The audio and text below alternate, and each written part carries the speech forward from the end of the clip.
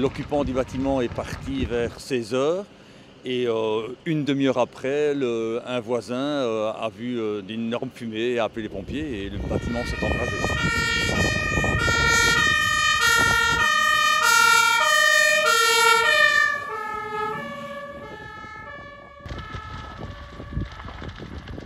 Comme on est arrivé sur les lieux, le bâtiment était déjà complètement embrasé, la toiture était percée.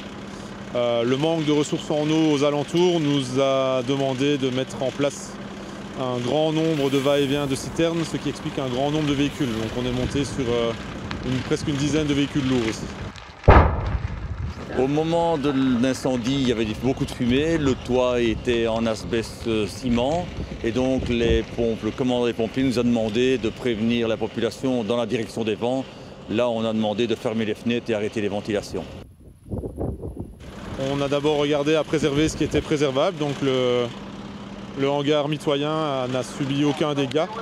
Et une fois que le reste des moyens ont pu arriver sur place, on a commencé à attaquer le feu par les côtés d'abord, et puis in fine on est rentré à l'instant pour finaliser l'extinction. Donc les difficultés sont plutôt liées à une grosse charge calorifique à l'intérieur du bâtiment, ainsi qu'à une incertitude sur la stabilité qui vient d'être levée et qui nous a demandé de travailler énormément par l'extérieur, ce qui nous demande beaucoup plus de travail en fait. Ayant eu l'autorisation de rentrer avec l'ingénieur de stabilité à l'instant, on va pouvoir réaliser une extinction complète à l'intérieur du bâtiment dès maintenant.